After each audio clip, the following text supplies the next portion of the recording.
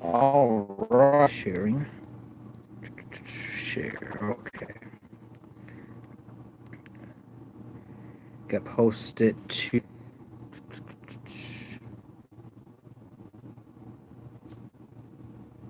Twitter.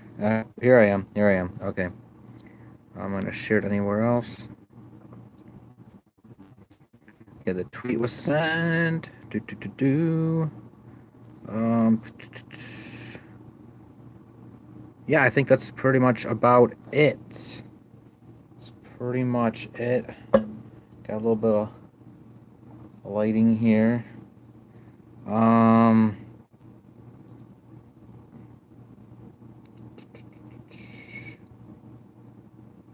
gonna do a live chat. I don't know how I see. I'm doing this all on my phone. So, yeah. Would really like if some people came out. I still don't know what all the buttons do. What is this? Oh, someone is watching. Sweet, sweet, sweet. Oh, that person's gone.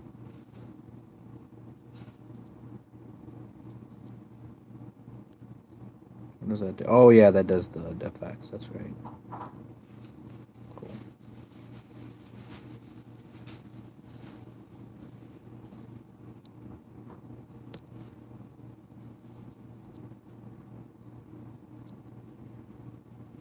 Oh, hey, what's up?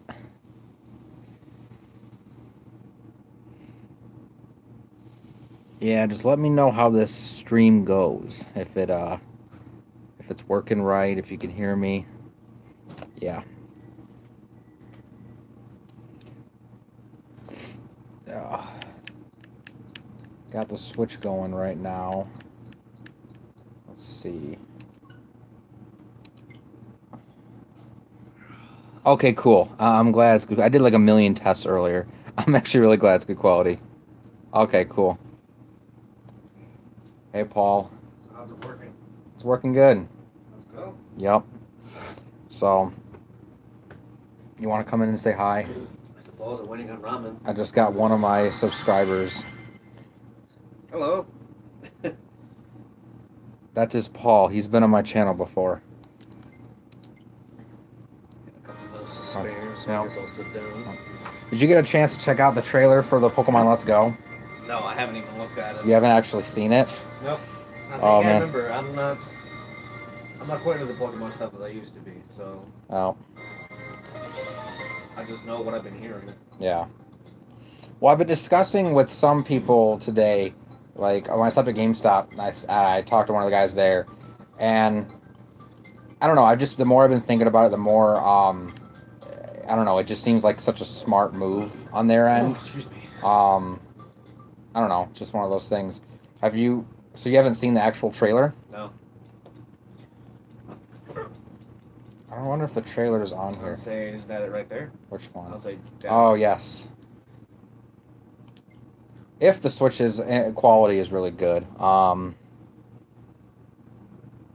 have to maybe turn on the PS4 and go on YouTube and check it out. So let me actually get the PS4 controller. So after I got done playing Heroes, I want to play some War of the Heroes right now. So Vegeta, tell me what are your thoughts on the Let's Go Pikachu, Let's Go Eevee? And I'm gonna boot up this trailer because Paul actually hasn't seen it besides what he's been told. I wish I had like a thing on the side to track the chat. It looks like you gotta get out like the full screen just to look at it. No, it pops up when he sends. Yeah, Oh, okay. whenever anyone, it'll pop up because it does the live chat. Ew. Yeah. But it keeps popping back and forth saying that someone's watching, someone's not. So, I don't know. It's weird.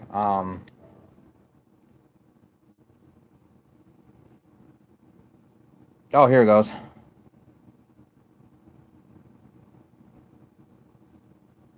So many gold pair. Yes, I did pre-order the Mega Man 11 Amiibo edition. We both actually did. I made sure to get mine today when I was on my way to work. I put $5 down on it. I wasn't gonna pass that up. I definitely was not gonna pass that up, just because I get all the amiibos. In fact, I could probably show this off. I haven't actually shown this off. I actually just got this the other day because I ordered these. The Skylander Dark Bowser with his vehicle. So now I have all Skylander amiibos, both Bowsers and both Donkey Kongs. Yeah, so I got that the other day because like I said, I try to get all the amiibos. So all I'm really missing for the physical figure amiibos are I think it's just the 6 Monster Hunter ones that came out in Japan, which I'm gonna get those pretty shortly here. But anyways, I'm showing him the trailer. Well, yeah, I'm worried. Well, there's not going to be wild battles, but there'll still be trainer battles. So that's what I'm. I mean, so it's not. It's like a half step. The wild battles are kind of like Pokemon Go, but the trainer battles, from what we've seen in the video, looks very similar to the mainline games. To see the graphic engine they're using, I'm liking. I'm really liking it. It looks really, really clean. And they have time to touch up on it.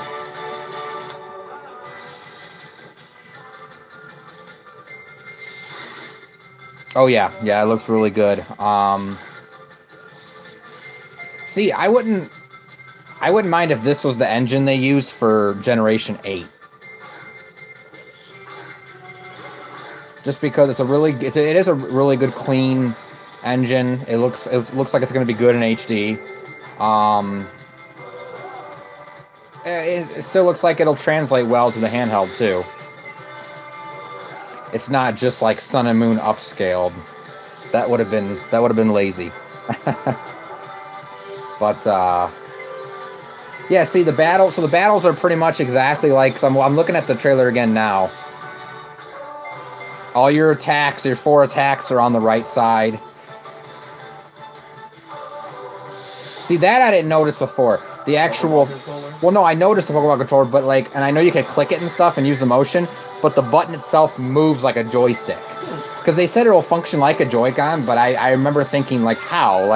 But now that I've seen the actual button itself moves like a joystick, that's actually pretty cool. Yeah, that's kind of where I'm at. I was disappointed at first. I still kind of am, and I'm very skeptical. But I'm gonna go into it with an open mind. And like I said, it's not. I understand why they're doing it. They're trying to bridge between the two groups of fan bases. And our game, is gonna be next year. So I mean, so I'm okay with this.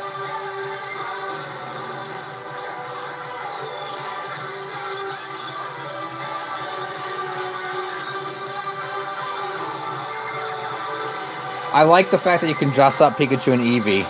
That's cool.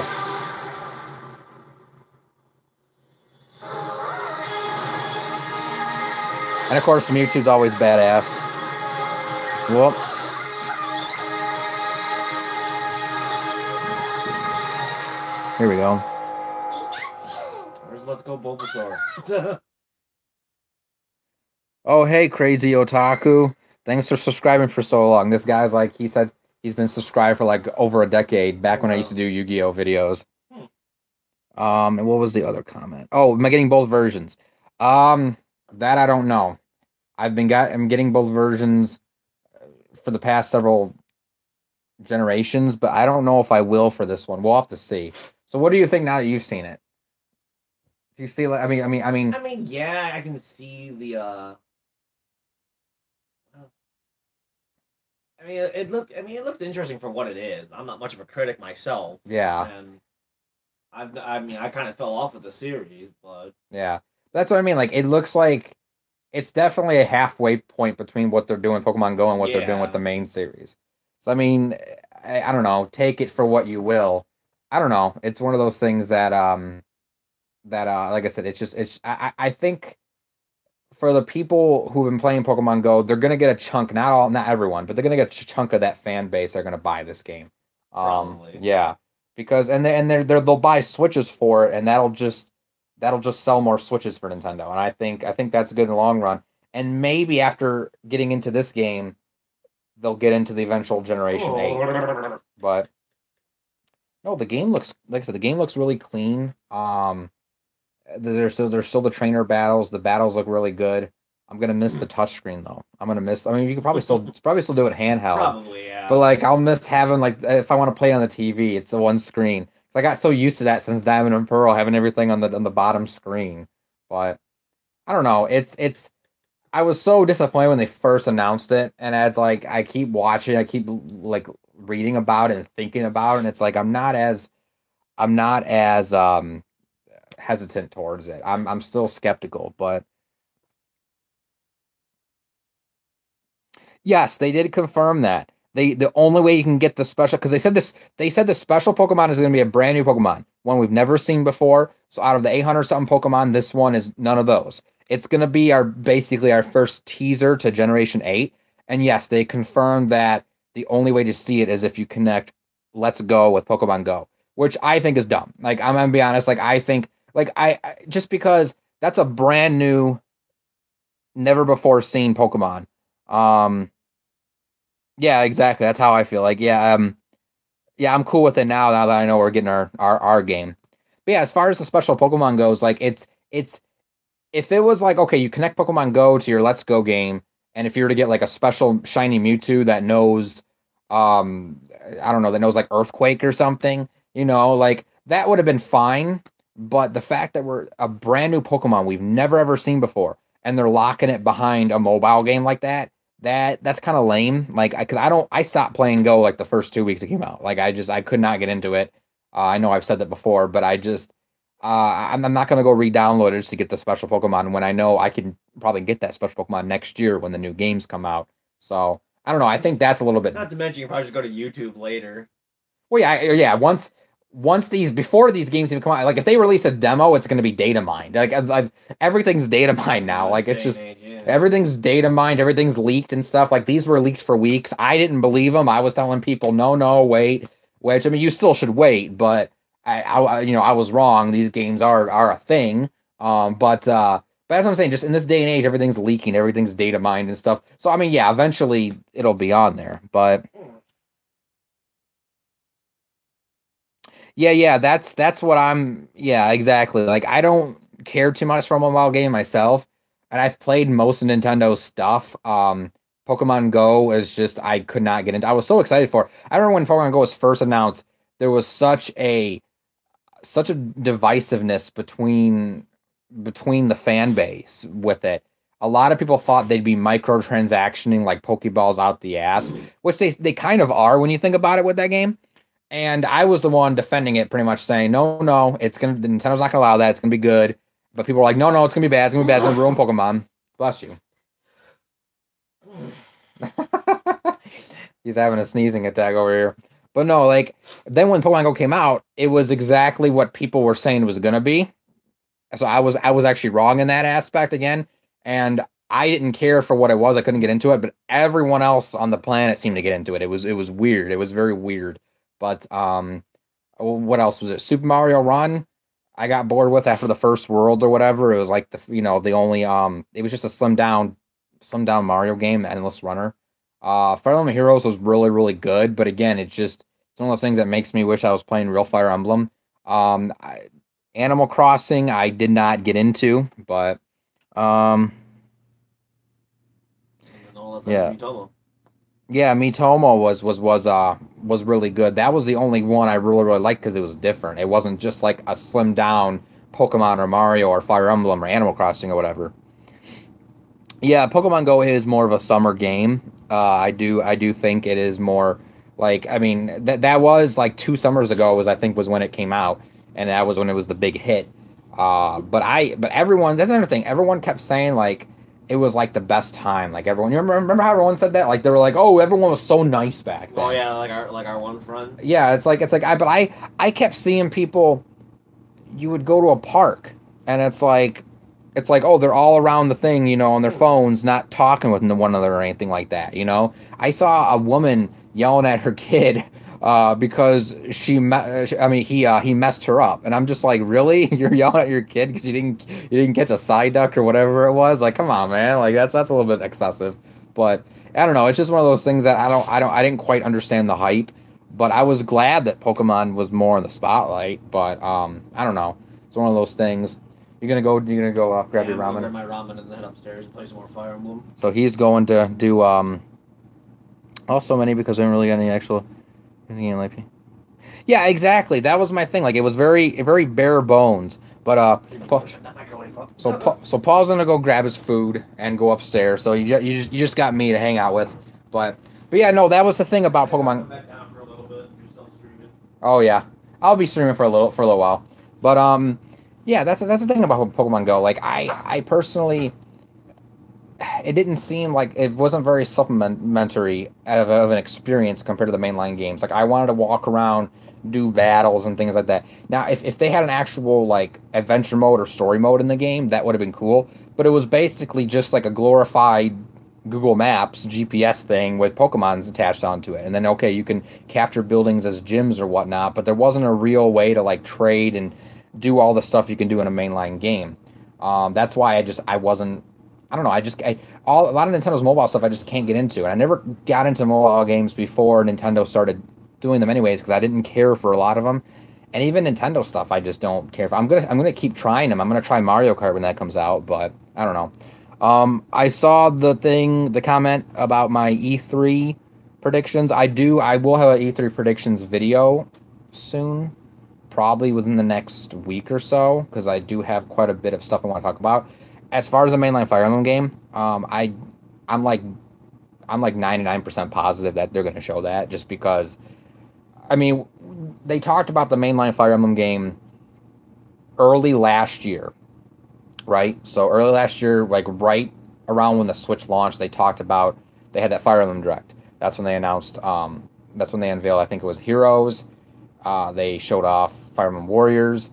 They showed off Fire Emblem Echoes, and then they said there was going to be, so there was 4 games, and the 4th game was a brand new Fire Emblem game for the Switch coming in 2018. We have yet to see a single mention of that game since, and it's supposed to come out this year. So more than likely, it's going to be a big game of theirs at E3. I think a lot of stuff that we haven't heard a lot about in a while, I think is going to be at E3. So obviously we know Smash Brothers is their main thing. Fire Emblem's going to be talked about. Yoshi's going to be talked about. Metroid Prime 4 is going to be talked about. Maybe Bayonetta's going to be talked about. I don't think Gen 8 is going to be talked about, because I'm pretty sure, because that's the next mainline game for Pokemon, they're going to take the approach they've been doing the past several years, which is they'll have a direct unveiling for it in January of next year. But I do think Let's Go Pikachu and Let's Go Eevee are definitely going to be a spotlight at E3 as well. Other than that, like there's going to be a lot of unannounced games as well that I'm sort of predicting. Oh, I got 3 people watching now. Cool. But yeah, I don't, like I said, I want to save some stuff for when I make the video. But a couple things that just come to mind are Animal Crossing. And the reason for Animal Crossing.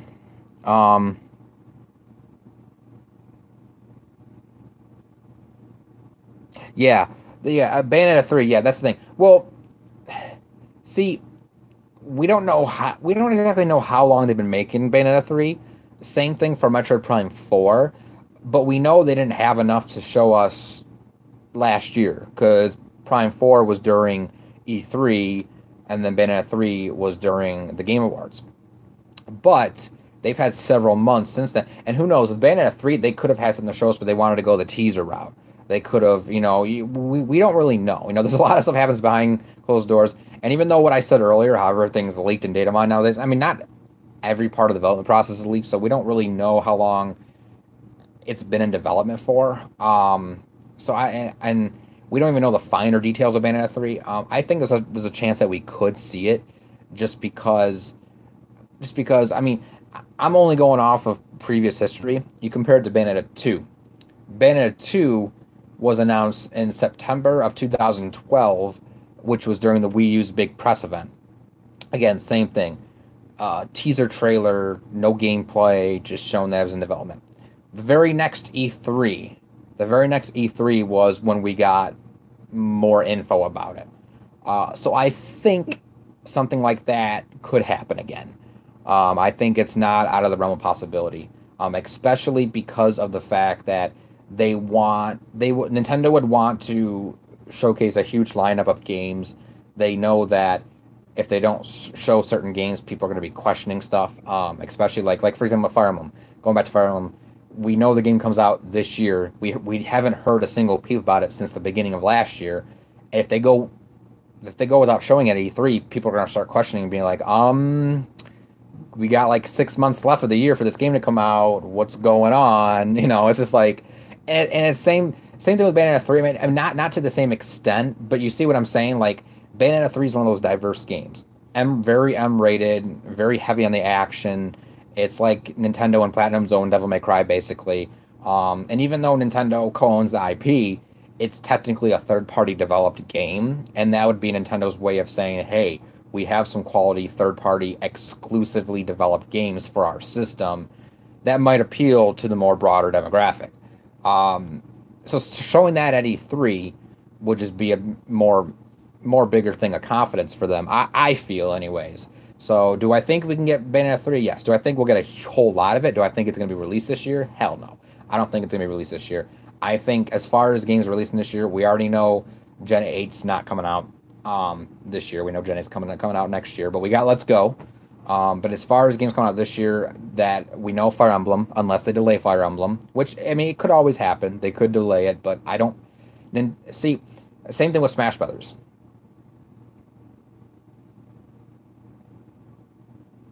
Well, the thing about Pokemon, or Let's Go, well, yeah, no, Pokemon in general. The thing about Pokemon in general is Pokemon is such a tricky series with how it's owned because it's literally owned partially by Nintendo and partially by Game Freak.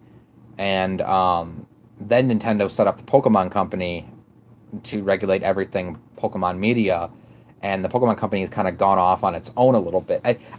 It's really confusing the business aspect of it, but because of that, Pokemon, it's still like it's never going to be off Nintendo. Nintendo still owns a majority of it, but because of the way it's owned by Game Freak and the Pokemon Company, Pokemon is always handled differently compared to any other Nintendo IP. And it's not just the way it's handled, but it's the way like you notice stuff like when it comes to Animal Crossing, Nintendo Land, any sort of games that have big Nintendo crossovers, Pokemon's very non-existent usually a lot of the time. You see it in Smash Brothers, but that's about it. Like like like they started bringing in other Nintendo characters in Mario Kart, but nothing anywhere near Pokemon. They had Pokemon costumes in the Mario Maker, and they didn't even have the cries for the Pokemon, unless they've patched them in since. I don't know. I had never kept up with Mario Maker, but I know that was a big thing was that their cries were a little bit different. Yoshi's Woolly World, you were able to use all the amiibo to unlock costumes, but not Pokemon ones. So that's just I'm kind of rambling a bit, but the thing about Pokemon is the point I'm getting to is like when you see how they unveil Pokemon games. Yeah, pretty much. It's owned. It is pretty much owned by three. It's owned by Nintendo, Game Freak, and Pokemon Company. And like I said, Pokemon Company was originally set up as a joint venture between Nintendo and Game Freak, but they've kind of become their own thing. I don't. I haven't gone to school for business, so I don't know the whole thing about it. But besides what I've just read, all I know is that between the three of them, they each own a piece of Pokemon. Nintendo's always going to own the majority of it, though. So that's why I know you'll be able to see Pokemon on mobile and stuff like we've seen before. We've seen Pokemon apps and stuff like that on mobile and stuff. Shuffles on mobile, things like that. But you're never going to see Pokemon on Sony system or Xbox system or PC or anything like that. But anyways, going back to the whole thing, every time they announce a Pokemon game, they announce it on their own. That's the Pokemon Company's call because the Pokemon Company is the one that handles all the marketing for Pokemon in general. They handle all the marketing and announcements and things like that. That's why they had their conference just it was yesterday for the for the Let's Go games, and it was completely handled by like the Pokemon Company and Game Freak and them. You didn't see anyone like you didn't see Kimishima there. You didn't see Miyamoto there. You didn't see Reggie there. That's what I'm saying. Um, exactly. That's kind of like what it. It's kind of what it is. Pokemon Company handles all the media and the mass marketing. Nintendo's the one, they own the actual rights to any sort of video games. Any sort of video games with Pokemon has to ran through them, and that's why you're never going to see Pokemon on a competitor system outside of maybe some apps on mobile, which they've done before. But yeah, but you go back and look at history, and like even like other games like Alpha Sapphire, Omega Ruby, they were unveiled not necessarily in January, but they were revealed before E3 at their own either directs or their own events in Japan. It's just something they tend to do. The more new generation titles I've noticed always get like a direct in like January or February. X and Y did, and Sun and Moon did. Meanwhile, the other stuff, Ultra Sun, Ultra Moon, uh, Omega Ruby, Alpha Sapphire, they get announced more in like the spring, which goes along with Let's Go, because Let's Go is kind of like Generation 7.5, but at the same time it's not. But it's a remake of Kanto. It's a remake of Pokemon Yellow. When you want to get realistic about it, and so because it's not the next generation, they're not going to announce it in January, but it got announced in May. Within the spring before E3. Um, but it doesn't mean it's not going to be at E3. It's just that the Pokemon Company, because they handle all the mass marketing for the Pokemon franchise in general, they're the ones that announce it first outside of Nintendo. It's kind of like they sort of light the torch and pass Nintendo. If you really want to, if you want to make an analogy about it, so like they'll have their event, announce it, and then they'll pass it. Nintendo will be like, "All right, here you go for E3, take it away," and Nintendo's going to give us a bunch of info at E3. That's how it's been for a while because they did that for all the previous games, Sun and Moon, Omega Ruby, Alpha Sapphire, things like that. So it'll be at E3, but you'll never see a mainline Pokemon game announced at E3. It'll never be first shown at E3. It's going to be shown in the months leading to E3, either in January or in like April or May, and then we're going to get more info at E3. I think that's just how they've been doing it for the past several years, and I think it's going to continue that way, just because the Pokemon Company is the one that handles everything. So yeah, um, I don't know. That's the best way I can really describe it. And and again, Nintendo's very like they have patterns, but at the same time they're very unpredictable. That's what's great about Nintendo is that they have certain things that we're always gonna get. Compared to someone like Sony, I've been asking for years, like, where's some of their classic franchises? It's like, and they throw us a bone here and there, like they're coming out with the Medieval remake, which is gonna be cool. But like Nintendo, that you're always going to get a Mario game, you're always going to get a Pokemon game, you're always going to get a Zelda game, things like that. There's always certain things that they're very predictable with, but at the same time, they're not cliche, if that makes any sense. They're very unpredictable at the same time. They got a very good balance of predictability and unpredictability. So like they're going to come out with a newest system being the Switch. That Nintendo's going to always come out with new systems. So with that new system, there there's going to be new Mario games, new Zelda games, new Smash Brothers, things like that. That's predictable. We know that. Not that it's a bad thing because all those games are great. But what's unpredictable is no one ever saw the Switch's concept coming. Things like that. No one ever saw that it would take over the handheld market from the 3DS. And no one saw that Pokemon would have been on a console handheld hybrid, things like that.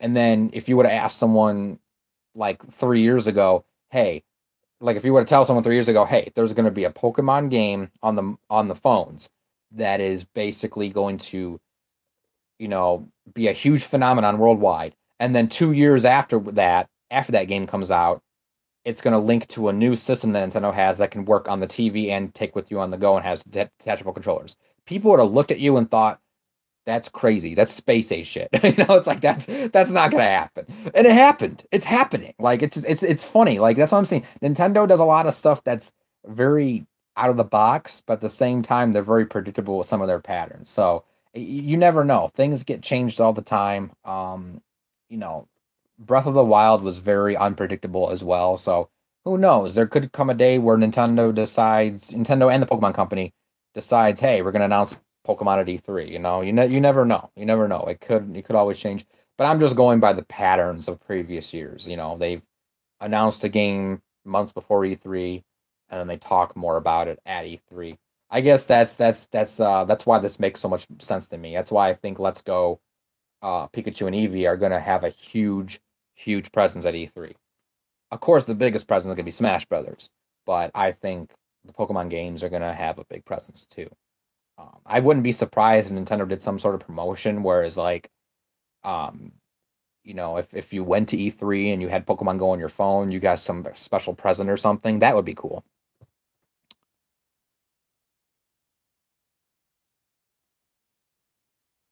Yeah. About that comment. So I'm gonna so two things with your comment about the Diamond and Pearl. Okay, that's the first thing. Yes, I do hope we get Diamond and Pearl remakes. I think we will get Diamond and Pearl remakes, but I think they're years away.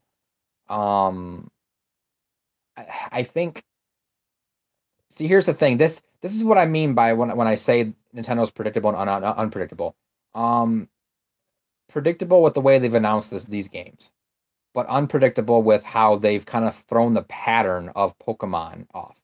I've been saying for the longest time they're never going to they're never going to break a generation between systems and have start a remake series on a brand new system.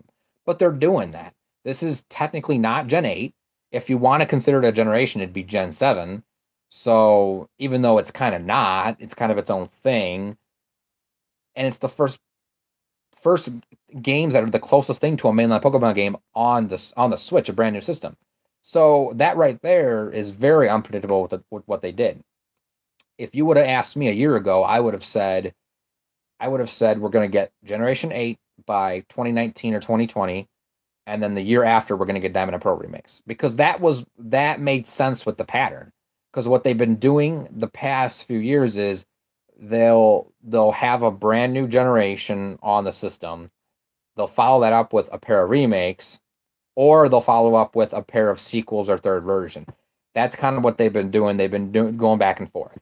It's like this generation has new games and sequels.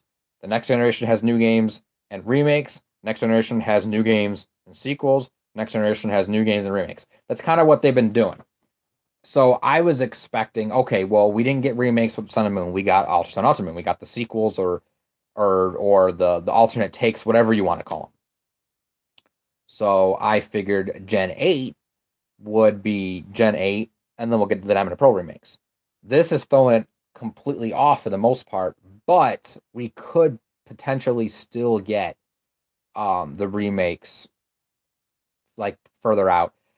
What I could see them doing is, and I talked about this in my video, is they could easily take the Let's Go series and they could take the mainline series and run them concurrently. They could easily, if they market the Let's Go series well enough, they could have a whole series of these games for the more casual Go players.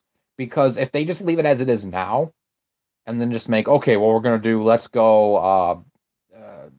Let me see. Let's go Cyndaquil, for Johto or something. If they do that, just going the way they are now, the casual market's not gonna keep buying new games. They want to be able to. They want to be able to have a game and just play that game over and over and keep getting new stuff in it. They want something a bit more simpler than that. So what Nintendo needs to do is they need to find a way to make these Let's Go games like which it looks like that's what they're doing, but they need to, so they're bridging the gap between the Go and the main series, but they need to figure out a way to keep it simple enough to where it's going to keep those casual people to where when they do release a new game in that series, they could be like, okay, maybe this is worth the money for me to go out and buy.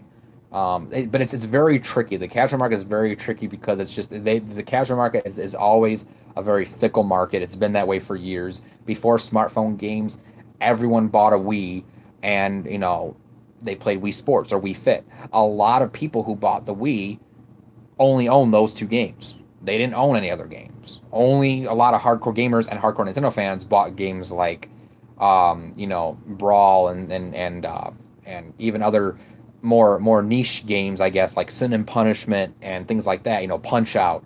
So a lot of people bought the Wii only bought it for Wii Sports and Wii Fit, and then once smartphone games hit, they moved on to those. And so because it's just that's what they do, they look for the next big thing. So Nintendo needs to find a way to just capture that market and capture it for good. And if they market the Let's Go games and turn it into a very good series that keeps its simple roots while also being a more deeper experience, but still simple enough to where the casual market's willing to buy more games in this series, they could have a real winner on their hands. At the same time, though, they need to continue the mainline series as well. And I think what they could do, because now that I'm thinking, is if they were to run both series concurrently. Yeah, exactly. Like it could be. It technically is sort of like a beta for the mainline series, but at the same time, you're still going to get a chunk of people that aren't going to necessarily want to get into the main series. Um, you're still going to want to get people who maybe Let's Go as their speed, and that's fine. That's fine. We all have our tastes. Um, what I think they could do is for those chunk of people keep making Let's Go games. Like I said, with a very, very key strategy of trying to keep them on board.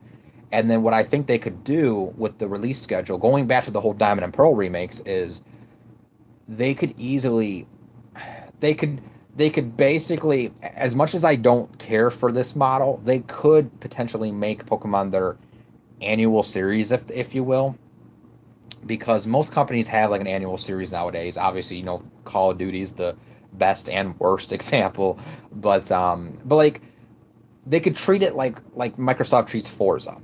What I mean by that is Forza, there's a new Forza game every year. The thing about it is they cycle each year. One year you get a motorsport game, and the next year you get a Horizon game, and they do that pattern.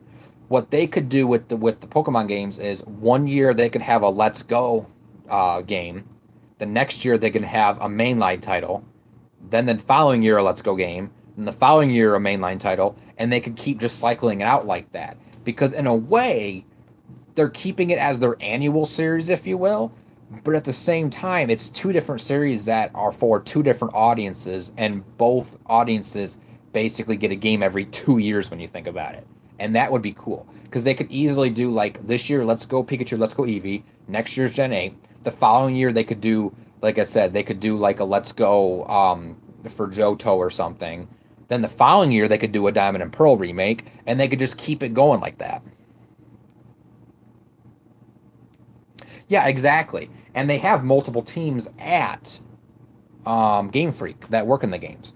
Like for example, we know that we basically know that there's an older experienced team and a younger team that have been working on the Pokemon games for the past few years. We know that the older experienced team were the ones that worked on X and Y, and they worked on Sun and Moon. And towards the end of Sun and Moon's development cycle, the team split off and half of the team started doing the prep work for Generation 8, which is coming out next year. Once Sun and Moon finished, the entire team moved over to Generation 8. But they wanted to make Ultra Sun Ultra Moon, so they got a brand new team to work on Ultra Sun Ultra Moon. So there's a brand new younger team that worked on those games, while the core team has been working on Generation 8 for the past 2-3 years. So there's definitely enough teams, and besides, with the Let's Go games, I'm not exactly sure who's developing Let's Go. I know there's some cooperation with Niantic, but that's about all we know. We know it has Game Freak and Niantic. We don't know which teams, because Ultra Sun and Ultra Moon only came out a few months ago. Like when you really think about it, it only came out like the past 6 months. Unless they did the same thing they did for Sun and Moon, which is where they had them working on both at the same time, and half the team that was working on Let's Go was the also had partnership with Niantic for this, which would be smart. But either way, well, I guess my point is what you were saying about the Call of Duty having three teams. Same thing for Pokemon. There's many teams with Game Freak that they could easily keep cycling this. Yeah, exactly, exactly. And they handle those games well. I haven't beaten Ultra Sun Ultra Moon. They've been sitting in my backlog. I have played them. I think I did. I was going up towards the first trial and Ultra Sun. I think it was that I was playing. So yeah, I'm not too far, but I've seen a lot from the game. I've seen all the post game stuff, and I've seen the ideas they did. And from what I've seen and read about the games, the stuff that I haven't played yet, they did a fantastic job with Ultra Sun and Ultra Moon. So I could definitely see them being the ones behind Let's Go, which would be smart because now that you look at it this way, you look at it like, okay, well, the Ultra Sun Ultra Moon team, they're a younger team and they need more experience. Well, you just tackled a sequel. Well, how about you make a reboot of the original Kanto region? Like that'd be a smart, way of giving them experience for that. If they are the ones that are helping develop Let's Go Pikachu, Let's Go Eevee. At the same time, though, if they're going to use the same engine for Gen 8, then the Gen 8 team, the team that worked on Sun and Moon, must have had some sort of development cooperation with this. So again, they haven't announced or talked about which teams have been working on the Let's Go game, so we don't really know too much. But I'm just saying that like I think it would be really interesting if they were to do basically the Call of Duty development cycle or the Forza development cycle, where basically, yeah, they have a different team work on the games, and then we get a different game each year. And like I said, you have two separate fan bases that get a game basically every 2 years because you're going to get a core mainline title every 2 years, but in the other years you're going to get a Let's Go game for the Go crowd. So, and that's cool. I think that would be a good model they could use, and that way it wouldn't be because they are two different beasts. They would be two different beasts with the way they're handled, with the way they're marketed, with the way that they play and they interact and everything. So I don't know. It would just be it'd be different enough to where it wouldn't seem just like the annual thing every single year, even though it would be. But it wouldn't be like it wouldn't be like oh, it's just the same thing every year. Like some series are. Like that's what happened to Assassin's Creed years ago, and they've stopped pumping those out every year. But I think with Pokemon, it's justified enough, and it's enough difference between the two different games they're trying to do that they could easily turn it into an annual model like that. Um, I I got sidetracked on the. Let me see what's in this chat here. Let me see what we got here. Okay, yeah, going back to your other part of your comment from a little while ago. So I was talking about the Diamond and Pearl remakes. I already did that, but the Breath of the Wild.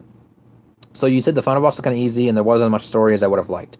I agree and disagree. I think the story was really good for what it was. It definitely wasn't the main focus, and I think that was um, kind of disappointing. But at the same time, I understand the kind of game they were going with for that. But I really liked the story for what it was. I liked seeing the way I saw it. It was like the end to the series, and the last mainline game we got was Skyward Sword, which was like the beginning of the series. And I liked seeing Ganondorf or Ganon pretty much regress to the pure malice of hatred that he originally was. And I liked seeing that, and I liked seeing a lot of other things as well, like the fact that a lot of nods to Skyward Sword, like spoilers for people who haven't played Breath of the Wild or Skyward Sword, or I haven't beaten them yet. But the one memory you get basically where Link almost dies, and or he pretty much does die. I mean, you kind of see him sort of die, and they take him to the Shrine of Resurrection to revive him, but the Master Sword goes off. It shimmers and makes the sound that Fi used to make in Skyward Sword. And for someone, I love Skyward Sword. I loved the character of Fi. A lot of people hated her. I personally did not mind her. I liked her. To see her come back after all these years was it was just a really nice treat. It was really a heartwarming moment in a moment that was very full of despair as well. So I don't know. The story wasn't the focus, which I didn't like how it wasn't necessarily the focus, but I understand why they did it to make it the game it was. But like I liked the story for what it was, and I liked how it was basically like the end of the series. So I just wanted to reply to that because I saw you mentioned Breath of the Wild earlier. The final boss was easy though, yes, but it was still so good. It was a really good final boss. The first form was very creepy. How he um kind of makeshifted all the parts together for uh for his body, all the guardian parts. It was kind of creepy, and I like that. Um, yeah, the character development. Yeah, like I mean, I they kind of focus on Zelda a lot, but I loved what we got with the DLC though. I liked how they showed more of the champions. I definitely did like that, and I could easily. They're probably not going to because again, going back to Nintendo's predictability, every Zelda game it seems like they do sort of a well, not every Zelda game, but most of the games they do sort of in the backstory they do what is essentially like some ancient event, some war, some battle, and it's something that was never in any other game that you don't ever see. Like in A Link to the Past, the whole imprisoning war. Minish Cap had the war of what was it? The war of monsters, the war of men, or whatever it was, where the hero of men, sealed the monsters in the chest. There's always some Wind Waker's flood. There's a lot of things that they talk about in the games, but don't necessarily ever show you. And that's why I would love to see a game that might be set in the past of Breath of the Wild, where like we see the champions and we see Link and Zelda in the 100 years before that. But I don't think we're ever going to get that because they don't tend to they want to show us glimpses of the past and they want to talk about it, but they never want to give us the whole story or um the whole game of it. And every time they try to, it seems like Miyamoto. I love Miyamoto, I do, but it seems like he always likes to just I forgot what the term he used to use was, like upend the tea table or something, but he basically flips everything on its head. Ocarina of Time was originally supposed to be the imprisoning war, and then when they were developing Four Swords Adventures, it was originally supposed to be the imprisoning war, and then he changed that. He took out a lot of the references and everything. So it's just one of those things that like every game seems to talk about past events. And Breath of the Wild, its thing was it talked about basically the 100 years or the 10,000 years and all that stuff. And I don't think we're ever going to see that. So in that regards, because I already expect that from the series anyways. Like I don't mind it too much. But I do think they could explore those characters in other ways, especially the champions. That was one thing I was hoping for with Hyrule Warriors Definitive Edition was I was hoping, since this is probably going to be the last version of this game unless they make a sequel, which I still hope they make a sequel for Hyrule Warriors, but um I I I was hoping there would be like a DLC pack that would have like the four champions in this version. Like that would have been cool. And that would have been a way to keep using the characters and potentially like further them in a different game. But I don't know. I liked what we got for the DLC, and I liked some of the character development. Like I said, especially between Link and Zelda. Zelda was pretty good. But yeah, there wasn't a whole lot of focus on the characters. And again, I understand why. It's the way they were making the game with the open world. Like they wanted to focus more on giving you the freedom, unbound by story narrative or characters and things like that. But they didn't get rid of that stuff. They just, different experience.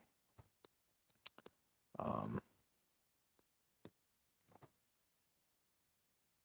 well, yeah, but that's because with Final Fantasy 15, man, Final Fantasy 15, that game is such a mixed bag. Like, it's just, I know people personally that hate the game.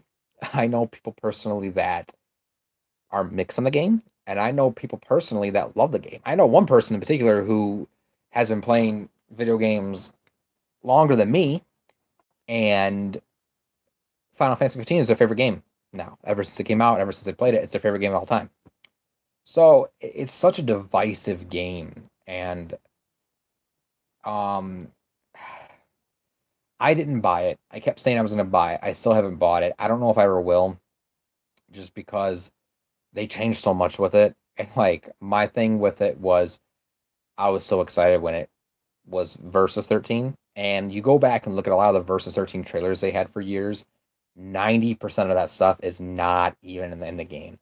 In fact, one of the early trailers, I think, I don't remember which one, but there was a trailer in particular where that entire trailer, not one single thing besides the character of Noctis, not one single thing from that trailer was in the game. It was one of like the first like two or three trailers, and that's like that's a little bit ridiculous.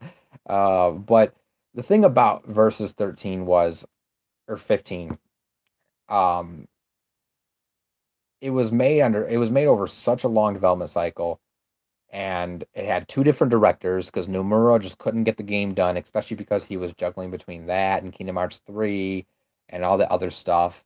The thing about it was he couldn't get the game out. They switched directors. Director had a different vision for it. Originally, the game was meant to be completely open world, but then they wanted it to be more story driven, so they kept the open world aspect. But that's why like the game does a tone shift like towards the end, where like the game is like completely open world for like two-thirds of it, and like the last third of the game it just switches into like this very linear narrative, and it's just like a completely different gameplay tone shift, and it was just like completely breaks the pacing, and it's just like the game is just so Frankenstein together. They pretty much like, I think Square Enix pretty much at that point was like, you know what, we've been developing this game for so long, we put so much money into this game that we really don't want to cancel it. Let's just throw it all together, touch it up, and call it a day. I think that's what they did with it. And I just, I don't know. But that is a good example. That's a good example. That game had so much narrative and story that the story went through so much, and the story's pieced together so bad, and in a way that, like, if you just play the game, there's even things that you don't even understand unless you were to, you know, look at the other media stuff. Like the one, what was it, the 8-bit game that came out with it, or the little anime short and all the other stuff they had, the movie and whatever. Um, you have to watch all that and do all that to get the entire story. And it's like when you have to do that to even figure out like why this is how this is in the game, like it becomes pointless. That makes like it's ridiculous. So um that was a very good example of a game that has a huge story game that it just was not handled well at all. Whereas Breath of the Wild, from day one, they knew that they were not going to focus on the story. They knew they weren't going to focus on the narrative. They weren't going to get rid of it, but they knew that it wasn't going to be the focus. But they still gave a good story for what it was. But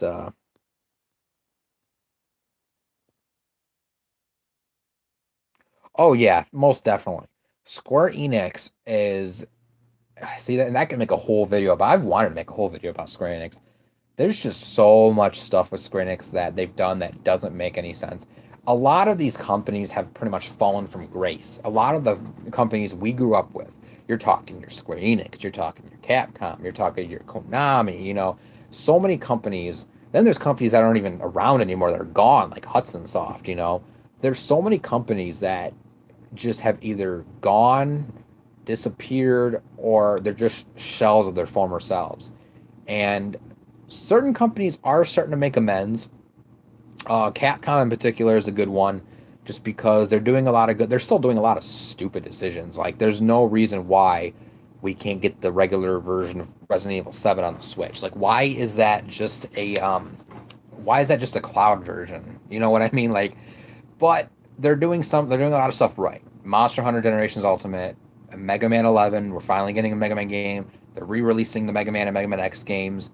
Hopefully that leads to a Mega Man X9, because I mean Mega Man 11 I'm stoked for. I am so excited for, but what I'm really hoping for is a Mega Man X9. And what I'm really really hoping for, I'm stretching it a bit, but what I'm really really hoping for is if they bring back and resume development on Mega Man Legends 3, because that's the game that I wanted, that so many others wanted, and they completely screwed us on that. But anyways, I'm getting off topic. I'm not trying to do a whole rant on Capcom like I've done before. But I guess my point is with Square Enix is all these different series were so good back in the day. Square Enix pumped out RPG after RPG after RPG after RPG on the Super Nintendo, on the PS1. You know, they had so much good stuff. Back in the day, they were, it was just SquareSoft and Enix, two different companies. But on the SquareSoft side of things, you had your Final Fantasies, you had your the Mana games, just Chrono Trigger, so many different games. Enix had stuff like Star Ocean, Dragon Quest especially. It's just it's really crazy how many series that they've had over the years that you just don't see from anymore. Um, and the Mana series is a big one that really they've fucked up with so much. Like they first off, they can't seem to recapture the magic of Secret of Mana. At least to most people. A lot of the other games I don't really mind in the series, like Sword of Mana on Game Boy Advance. I like that game. A lot of people didn't like that game, but I like that game. Children of Mana on the DS. I like that game. Again, a lot of people didn't like that game. Um, I haven't played Dawn of Mana on the PS2, but that's a game I'm still looking for from the PS2. But a lot of people did not care for that game. But for what I've seen a lot of gameplay in that game. It looks very fun, you know.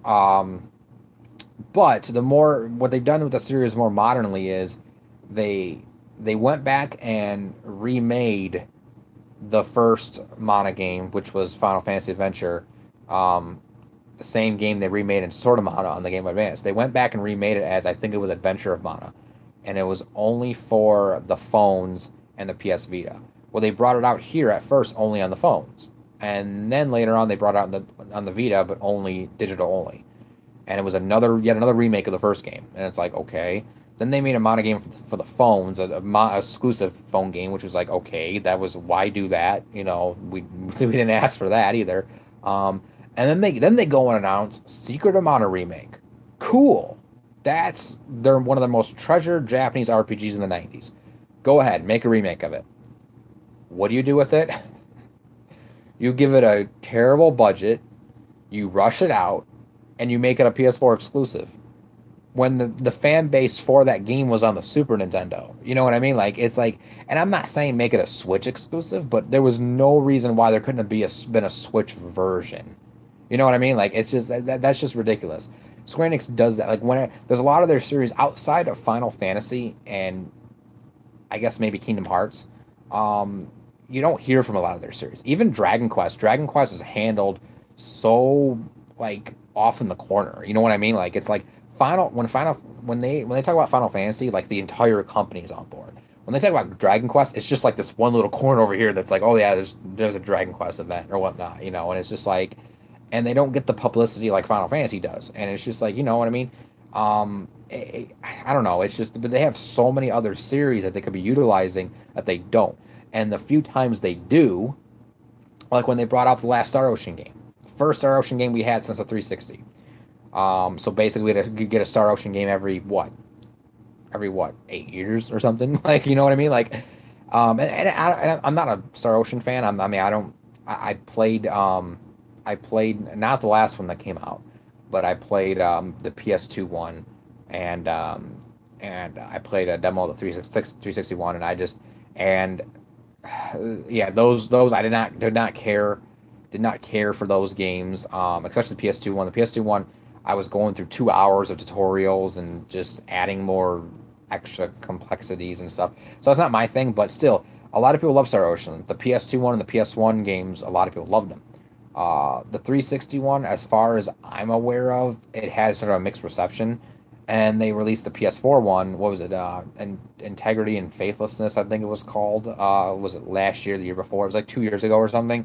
And it got crap reviews, didn't sell well, no one cared about it, no one played it. You know what I mean? Like it's just, and you could tell that it was such a, I don't want to say low budget game, but you could tell there wasn't a whole lot of effort with that game. And it's just how they do with a lot of their series nowadays with Square Enix. They unless you're Final Fantasy or Kingdom Hearts, you don't get a whole lot of effort.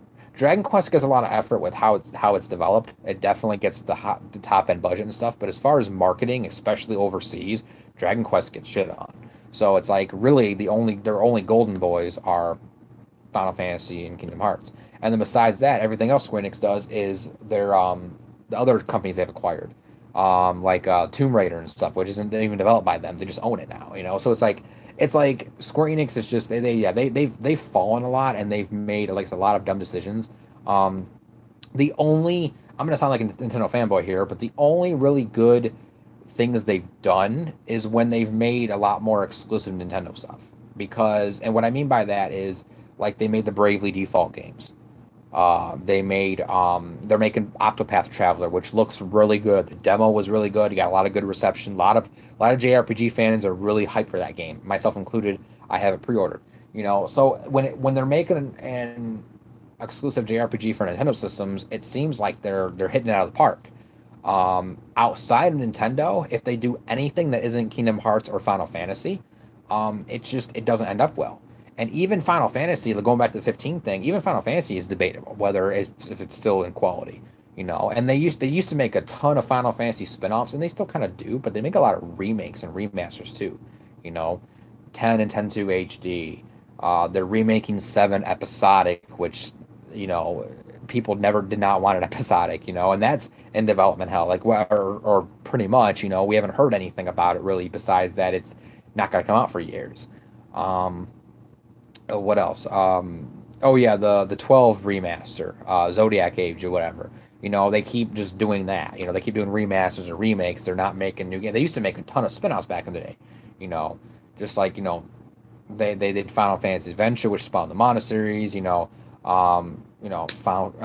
Fantasy. There was the Final Fantasy Gaiden, Final Fantasy Crystal Chronicles, Final Fantasy Tactics. You know, so on and so forth. They had so many different Final Fantasy games, and now they just don't. And when they come out with a mainline game, ever since 10, after 10, they've all been very mixed games.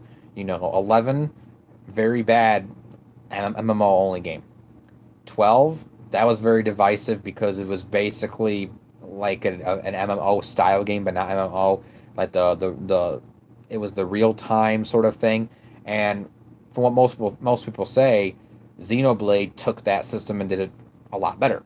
So 13 was very mixed because it was very linear, and they changed the battle system and everything. A lot of people like Lightning as a character, but besides Lightning as a character, a lot of people did not care for those games.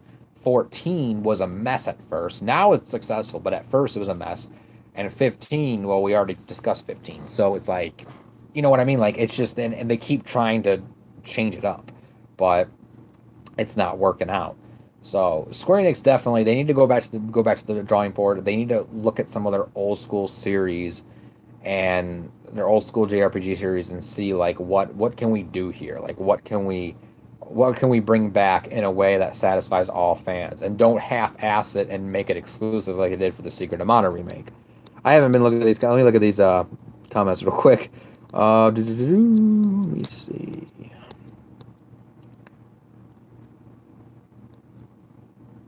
Yeah, exactly. With Nintendo, yeah, that's my thing. Like, their graphics are still good. They're not hyper realistic. They're not trying to be this super ultra detail. Like, oh, look at the detail on the grass and the sweat on the. They don't do stuff like that. Breath of the Wild was a very beautiful game, and I think it's honestly one of the most beautiful games ever made. And the fact of the matter is, it doesn't have the level of realistic detail like a game like The Witcher 3 does, you know?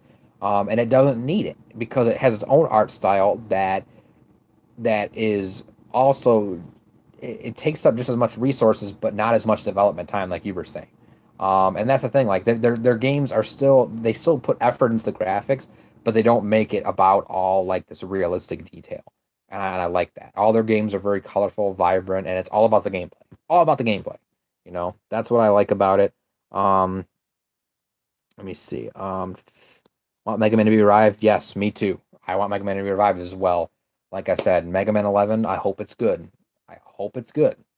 Again, Capcom has been very iffy, but they're doing good. They're doing better. So hopefully, I'm very optimistic. I'm cautiously optimistic, but I do got my Mega Man 11 pre-ordered.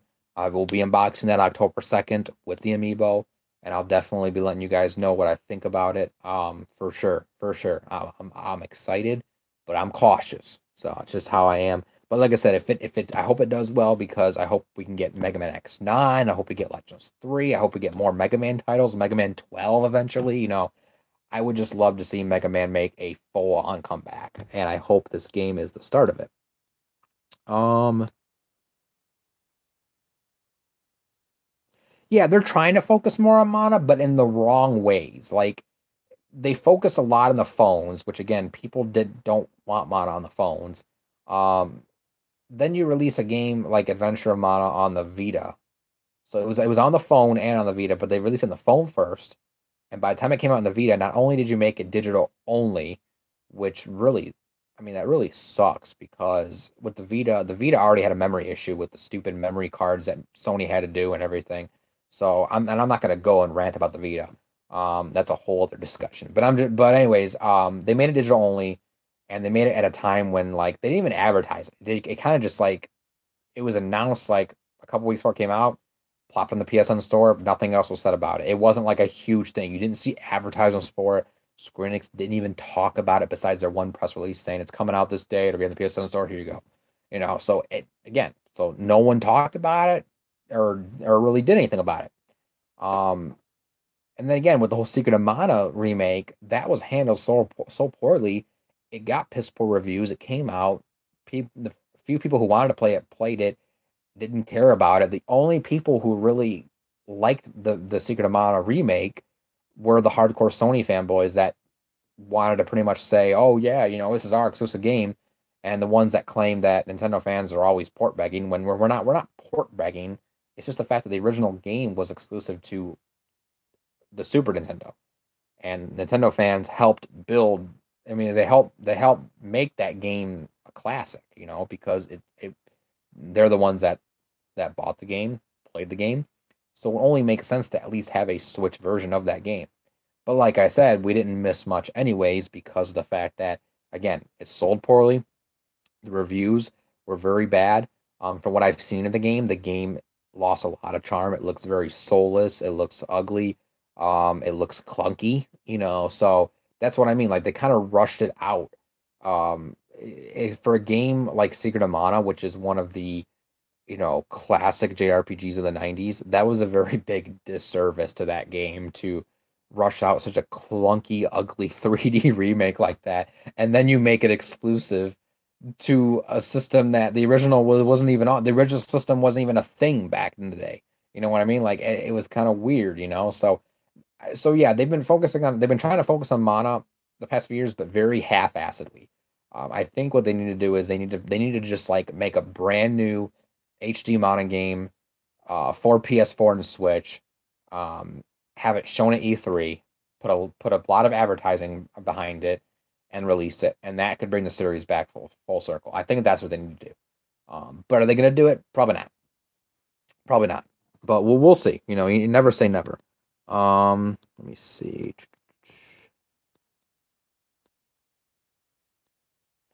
Yeah. Star Ocean. I remember when it the PS1 the PS1 games for Star Ocean. Um, I wasn't aware of Star Ocean until the PS2 one came out. Star Ocean Till the End of Time, I think it's called, the PS2. So that was literally the first time I heard about Star Ocean. And quite a few people that I went to school, because this was back, I think, back in elementary or middle school or something. A couple people I used to know played that game and they liked it. Um, I didn't hear about the PS1 games until years later because I didn't get into PlayStation until the PS2. So a lot of stuff with PS1 was uh, very obscure to me, out of my reach, and this is before the internet really took off. I didn't start getting on the internet until like early 2000s. Like we're talking like 2004 was really when I was able to get an internet connection in the house growing up. So before that, it was always gaming magazines, Nintendo Power, Game Pro, EGM, things like that. So I didn't know really. I didn't go on message boards, up until I didn't go on message boards in the '90s and be like, "Oh, what's people playing on the PlayStation One?" The only PlayStation One experience I had back in the day was I played a couple games here and there. Like I played the Spyro games, and I played. I touched upon Crash just a very small tad. And then a couple things when I got my PS2. Like I had this one motorcycle game that I don't have anymore. Frogger, the PS1 version of Frogger, and then I played Tony Hawk on it after I'd already played the N64 ones. Besides that, my PS1 history is very limited. So I wasn't aware of the series on PS1 until years later. It was probably sometime before the 360 game came out. When the 360 game came out, I know that a lot of people, because this was back when I was in high school, I want to say, when it was Star Ocean: The Last Hope, I think it was called, for the 360. I know there was actually quite a few people I used to know that were really hyped for that game. Really hyped for that game, and it was talked about quite a bit with some people I know. So I haven't heard anything about it in years, but I know that had a bit of hype behind it. But the last game that came out, the Integrity and Faithlessness that came out on the PS4 like 2 years ago, no one said anything about it. It got subpar reviews. I don't think it sold well, and no one talked about it besides the most hardcore of the hardcore Sony fanboys. Because again, it was like their way of saying, "Oh, we got our exclusive JRPG," but no one else cared. Even the people that I knew that like the PS2 and 360 games, um, they didn't talk about the PS4 game that came out 2 years ago. No one talked about it. So, in fact, I can go on my friends list, and I don't think any one of my friends list has played the game. So I don't know. But as far as what was the other thing you mentioned? Here it is. What was it? Dragon Quest. Yeah, only a few for Dragon Quest. Dragon Quest. Oh my god, Dragon Quest really had a shot with Dragon Quest 9. Dragon Quest 9. I went to multiple events at my local GameStop. The meetup events we're going through dungeons, linking up our DSs. That was such a fun time. If Square Enix would have just let Nintendo continue to publish the games here in the US, they Nintendo could have done so much with that series here in the West.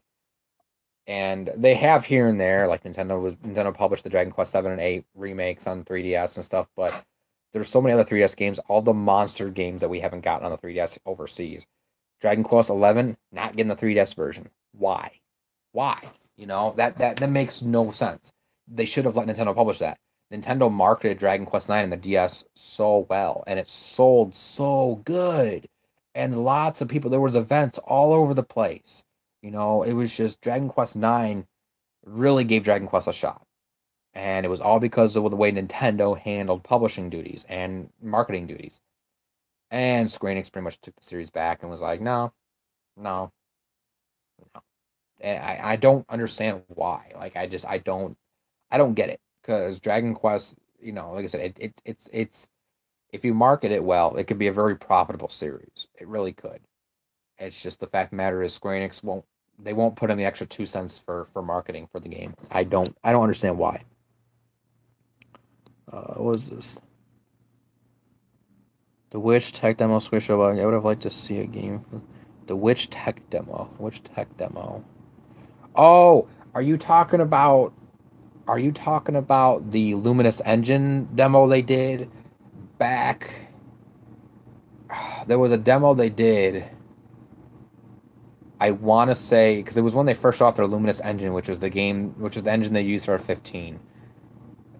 I want to say it was at Sony's PS4 reveal conference, not E3, but it was their reveal conference months before E3.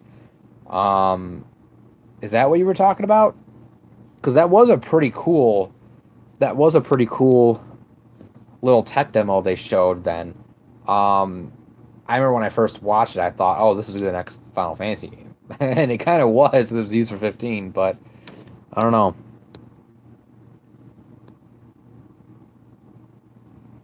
Oh, you're gonna go? Oh yeah, I'll keep making videos. Like I said, I'm gonna make an E3 prediction soon, and then I'm gonna a couple other videos here and there. I'll be unboxing Sushi Striker, and I just pre-ordered my Mega Man and my Mario Tennis today too. So those will be, Mega Man won't be for a while, but yeah. But thanks for joining. All I've done is talk, but I'm actually gonna play some games actually for a little bit. I can't. Eventually, I'll get a better setup for streaming. But yeah, man. I'll see you later. Thanks for joining. But where was I at? Oh yeah. So I was playing Pokemon Quest earlier. That's right. So Pokemon Quest, they announced this yesterday, and it's a free to play game. I like Nintendo's free to play games when it comes to Pokemon. Shuffle, Rumble World. Uh, what else do they have? Picross. Pokemon Picross was good. And this is just another one. This is really good. I like this a lot. Let's see, what am I gonna do here? Let's see.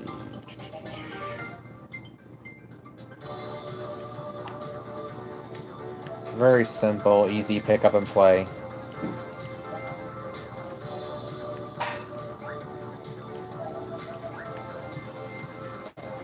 We're gonna go to. I've already beaten the first 3 worlds or whatever. We'll go here. We'll fight this boss again. I'm just trying to level up some of my Pokemon.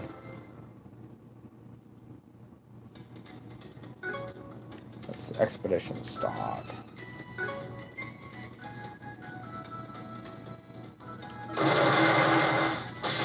Wow, that's loud.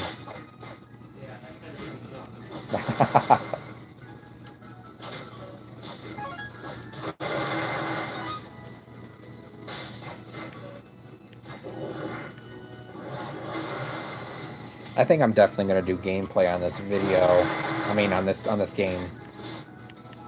I'm gonna do a couple more gameplay videos coming up here. Wave cleared.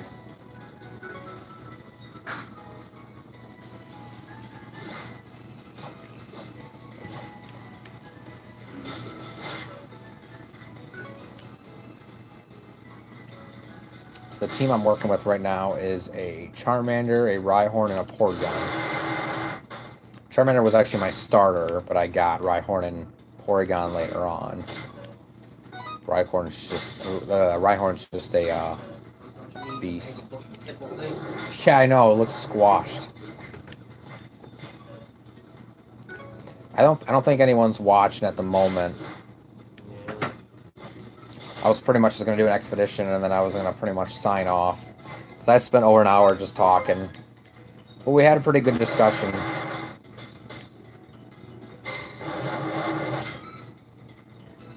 Oh, what the hell are those? Oh, the Goldines. Goldines and yeah. Yeah, I saw the Golduck.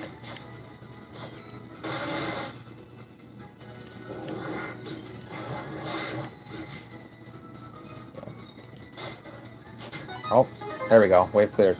Now we're going towards the boss wave. And it's the Poliwrath. I am Blocky Man. I just like how he like waddles back and forth like that. That's funny. Yeah, I'm definitely gonna do gameplay for this video.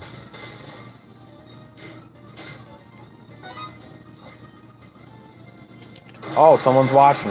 Oh. It says someone's watching. Let me see if I got... let me see. Oh, no one commented. Not since Crazy Otaku left.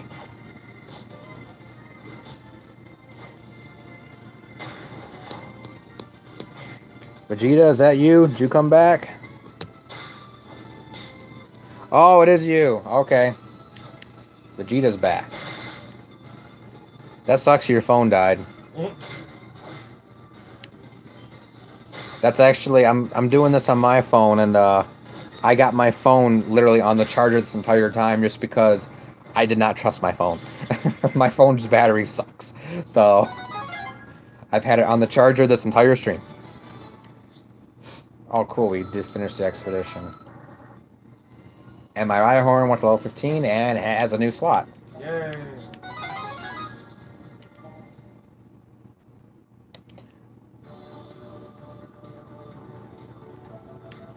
Oh, I'm so close to an expedition bonus. So right You're now, like right there. I know. One more expedition will do it. Oh, yeah. Oh, but my food's done. Cool. So right now I'm playing Pokemon Quest, and let me see if I can do something with my phone. Let me see. I'm not gonna do the live stream for too much longer, but let me see. Maybe I'll do another expedition on here. Let me see if I can get. I know there's a way to flip. Let me see.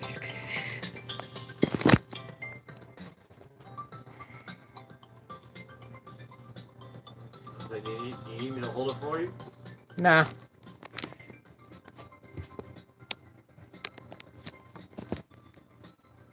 I'll figure out. Wait.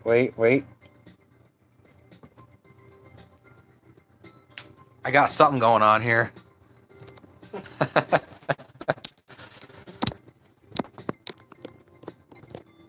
But no, I'm gonna check out this food that I made. Yeah, Pokemon Quest is really good. It's like I said, I like the free to play games that Nintendo's been doing.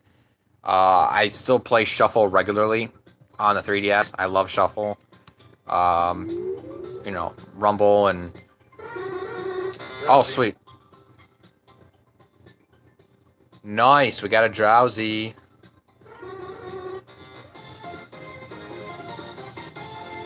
That's awesome. That's actually really cool. It's got 2 moves. Let me see what these moves are. Barrier, okay. And then, oh. There we go. And then we got Psybeam. Oh, that's cool. I think I'm finally going to switch out one of my Pokemon for this Drowsy, because I like my Psychic types.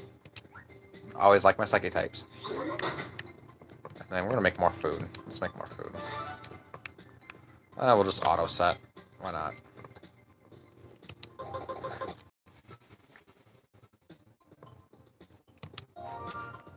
And just so you know, like, it's a free-to-play game, and you can play this game completely without ever anything. I've played Shuffle for years, and I've gotten so far in it. I've done so much of the game, and I've not paid a cent. Challenges. Oh, I got 2 things. Sweet. So bronze. So that's, oh, you get this for your first cook with a bronze cooking pot. That's cool. And then water type investigation. Oh, I defeated a hard type Pokemon. Nice. I will collect those. We'll get the hell out of here. And let's see. What do we want to do? Edit team. I don't know if I want to get rid of. I don't know how I want to get rid of. Let me see. Definitely not Rhyhorn. Oh, he's level 25. Holy crap. So we're going to do... He will be the carry. Yeah. As crappy as this is, I kind of want to get rid of my Porygon. My Porygon is so strong, though. But I like my Charmander, too, because it has the Fire Spin. So I'm actually going to get rid of... Yeah, we're going to get rid of Porygon.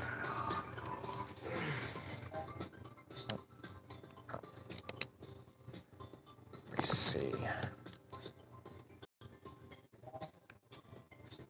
Oh. I'll try to put the camera here. The phone, I should say. Oh. I wish my tribe worked from my phone, because that would be sweet.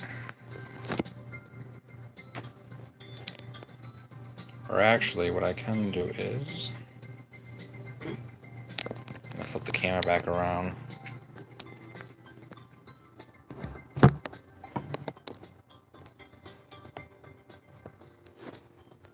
Let's see. I'm doing something here.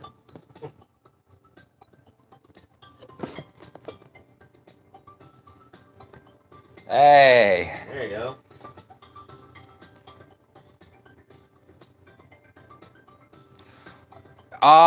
I have not. Paul has. I still need to download it. What are we talking about now? Bloodstained. Curse of the Moon. Because it looks amazing. Here we go. So I'm going to drag my... Yeah. And according to Paul, it's pretty much plays like Castlevania 3.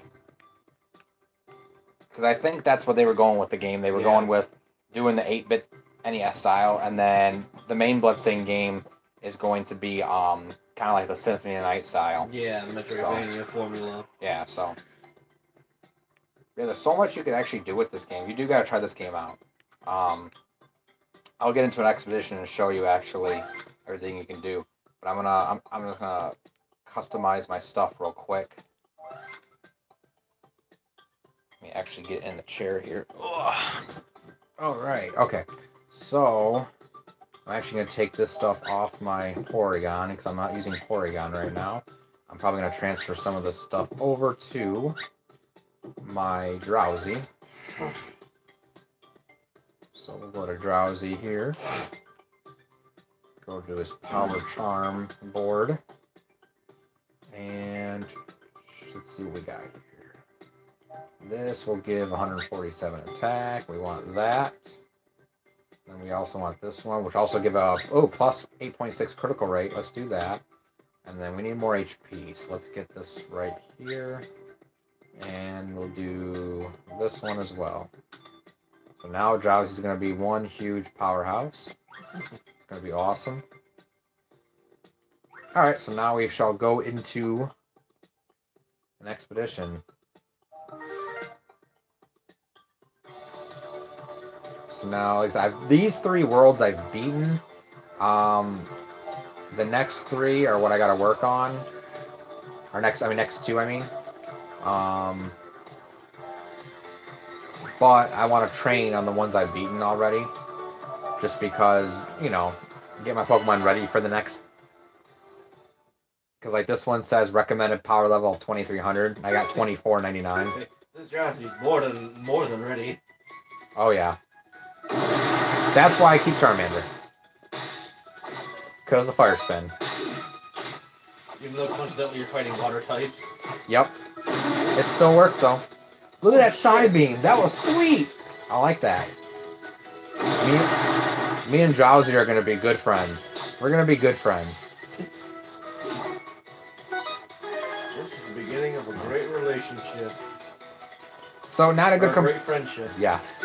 Not a good comparison, but you can pretty much think of Yokai Watch or Xenoblade, whereas like the characters will do automated attacks, but you have these cooldown attacks that you can do manually. So it's a much more simpler like gameplay, but there's a lot of depth to it. As you can see with the cooking, with the ways you can customize your Pokemon. We're gonna do side beam. I like this side beam. Oh, that is so cool. And then Flare Spin. Oh, come on, man. Oh, cool. I got something. I want to see what Barrier does, though. Okay, just ups his defense. Okay, we'll do that. It's like Porygon's agility or whatever. Yeah.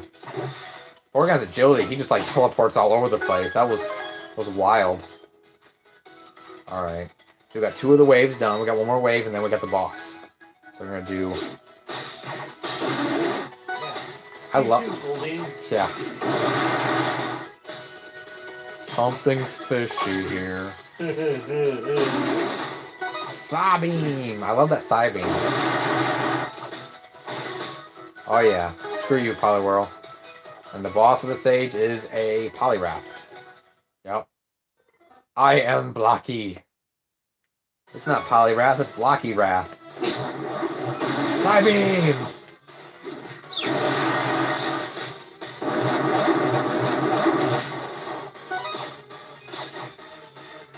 And make sure to turn your TV down when you play this game. It does get loud. At least we can fire spin everything. Yes. I just noticed my Charmander died. That's not good. You are fighting water types. Yeah. I might actually die in this expedition. Unless my Charmander respawns soon. Wait, I'm doing it. There we go.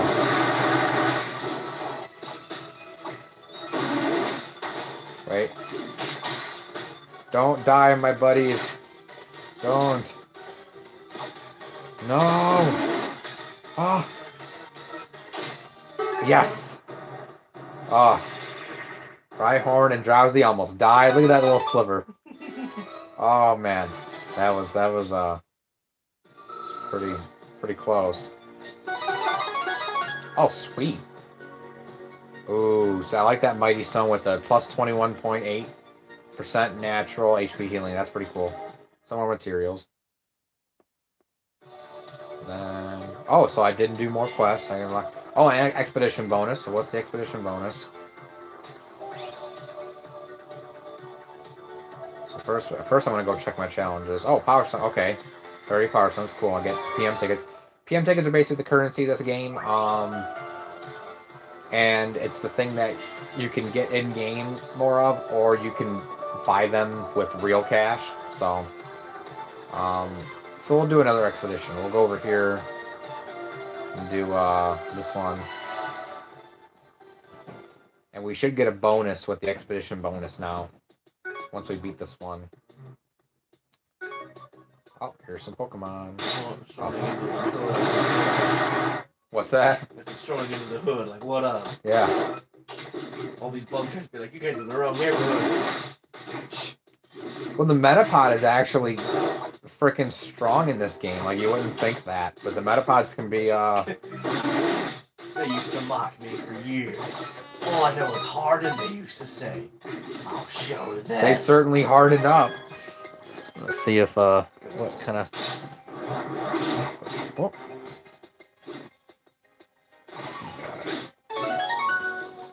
That's down. Oh, the game's free on the eShop. Yeah, the game's free. The game's completely free to play. It's just how many expeditions you can go. There's a cooldown effect, just kind of like how in Shuffle. Or like Fire Emblem Hero stamina system. Exactly.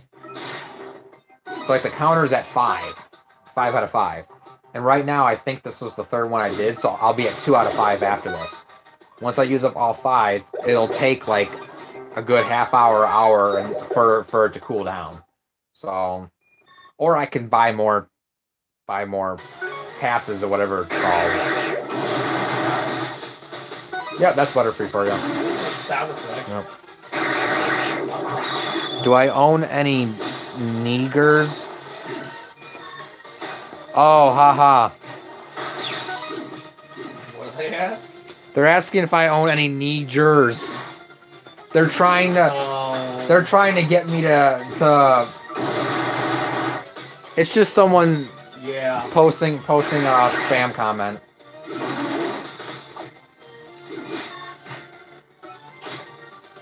No, I don't live in the 1800s. Sorry. And I'm not a troll, unlike you. Hi, troll. Hi.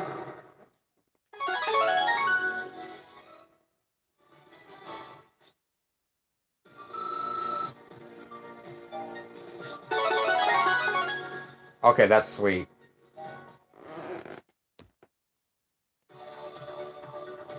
I like this person's name. They're like, Lee, hey. That's literally their name. What else did I say?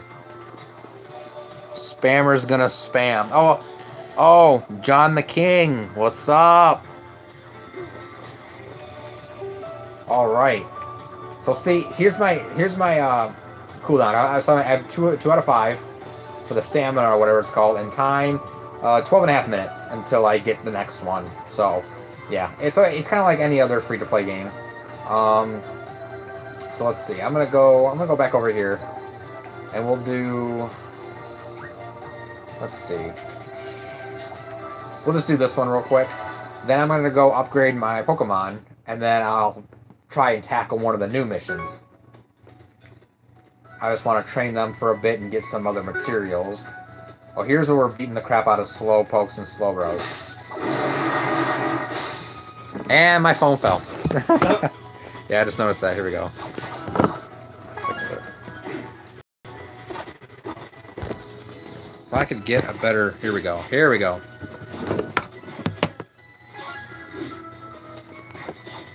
Also, do you want the coin box over there? Or? No, I'm good.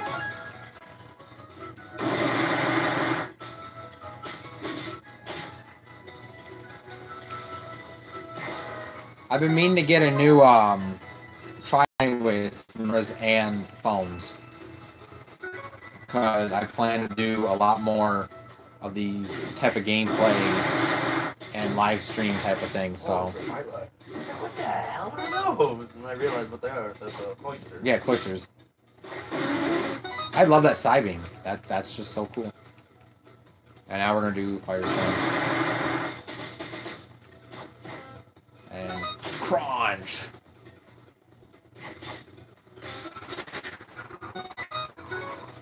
More Pokemon. Crunch. And we'll do more side beam. Just because I love that side beam.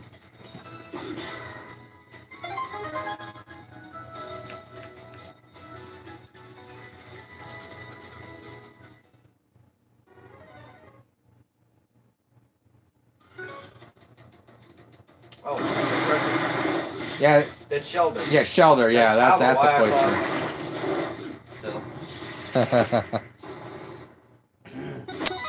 Let's see what we got in the comments here. Nice healing, he said. Okay, I'll get right on that, bro. Oh, really? Yeah. Nice. That's awesome. I now have Charmeleon. So this guy told me to kill myself. I'll get right on that. Ethan Jacoby. Okay, I'll do that later. Let me finish the Pokemon first, and then I'll kill myself. All right. Backforth Brook. What? The name of the place. Backforth Brook.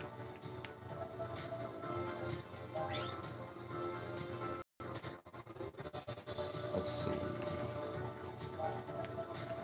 Oh, Evolution Master. Oh, so I get 10 tickets for evolving a Pokemon. Nice.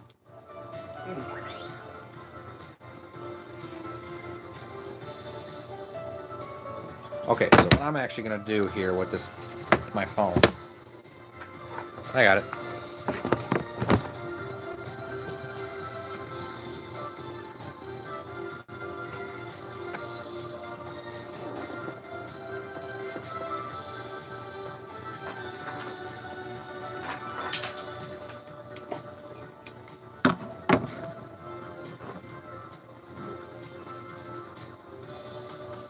There we go. See, now it can be seen. So we're going to go back to edit my team. And what I'm going to do is... Let's see what Charmeleon's got.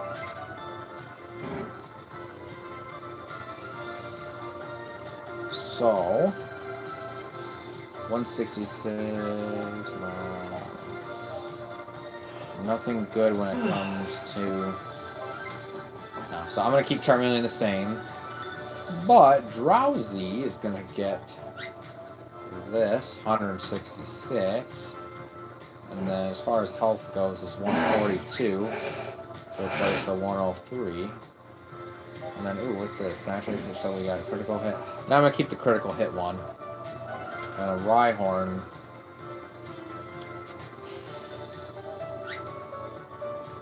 Oh yeah, so Rhyhorn has a new slot, so I'm gonna give him that. Give him this. And then give him that. So he's gonna be pretty strong. He's gonna be pretty good.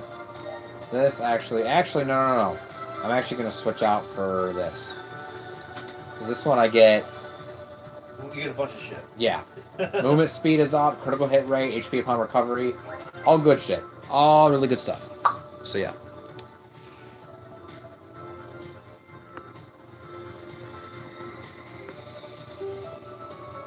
There we go. Now we're going to finally attempt, with my last one, I'm going to attempt probably this one over here. Belly button cone. Yeah, these names are a little bit ridiculous. Oh, it's a cave, okay. Here comes some all Pokemon.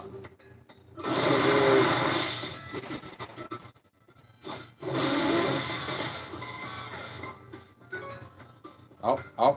Yes, please. Don't get. Oh wow.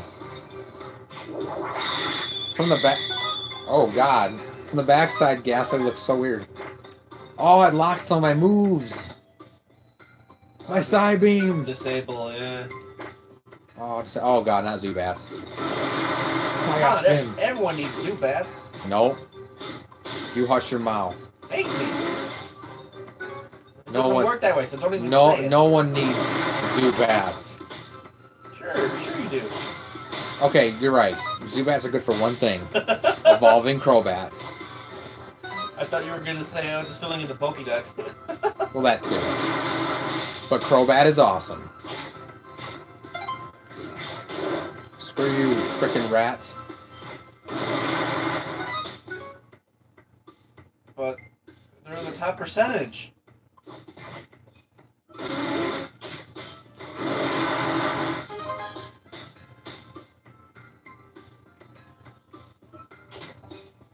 What was that? I'm just messing around at this point.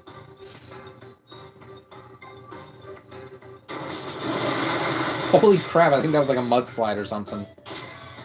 Or maybe it was a rock throw, I don't know. Probably a rock throw. Yeah, that looks like a rock throw to me. Oh. Graveler! It's just one bigger block. Oh my god. How to do rock Pokemon in a game like this? Take a block, put a face on it, there you go. Yes. I'm afraid to see what Golem's gonna look like. Golem is just gonna be a dark brown block. But Golem's round, that's the problem. I know, that's what I mean. Oh yeah. Congratulations, you're winner. Yes, I am. Oh, cool. Got some more Mighty Stones. That's awesome. So yeah, the game's really simple, but like I said, it's a lot of fun. A lot of fun. Oh, see, and I keep unlocking stuff just from playing. So, but it's definitely okay. Cool. More PM tickets and use more of these. It's definitely one of those games that you can keep checking back on. Like, you know, you played a couple. You play for like a half hour every day. You know, because right now I gotta wait like 3 minutes for more time. But I'm pretty much just gonna skedaddle on this for now. So, yeah. So. Yeah, I think I'm gonna cut this live stream short. We're gonna put it back over here towards me. See if anyone wants to say anything. Oh, you're gonna go? All right, man. Well, I'm cutting the live stream short anyways. So it's been rad. Thanks everyone who joined. I will definitely do more of these if you guys like them. Like I said, it's nothing too huge. Just, you know, it's random. Like I said, I don't even have a proper setup. So if you guys want me to do more of these, I will do more of them. I'll try to get a more proper setup, definitely. I do want to do gameplay videos. I'm going to do my E3 predictions soon. I'll make some other random videos here and there. And then, like I said, there's me a couple unboxings coming up here. I know Sushi Striker is going to be next Friday. So, yeah, for sure. So, yep. Oh yeah, I'm definitely gonna have a lot of E3 stuff before and during E3 and after E3 as well. Like I said, I plan to, you know, get these videos going. So yeah, for sure. Like I said, I'm always open to requests. If you guys, you know, want me to do a video on something, like if you guys are wondering about my thoughts on this or that, you want me to make a video about something, if I have enough to say for it, hell yeah, I'll do it. You know. So yeah, I'll definitely keep the content coming. So yeah. So yeah, thanks for coming out, guys. And I'll see you later, Vegeta, 'cause I know you're going. So, and everyone else, I will see you later. Hope you guys enjoyed this. Besides the spamming trolls, which hi trolls. But yeah, that's pretty much it. I'm gonna cut this off. Thanks for watching, guys. Have a good night.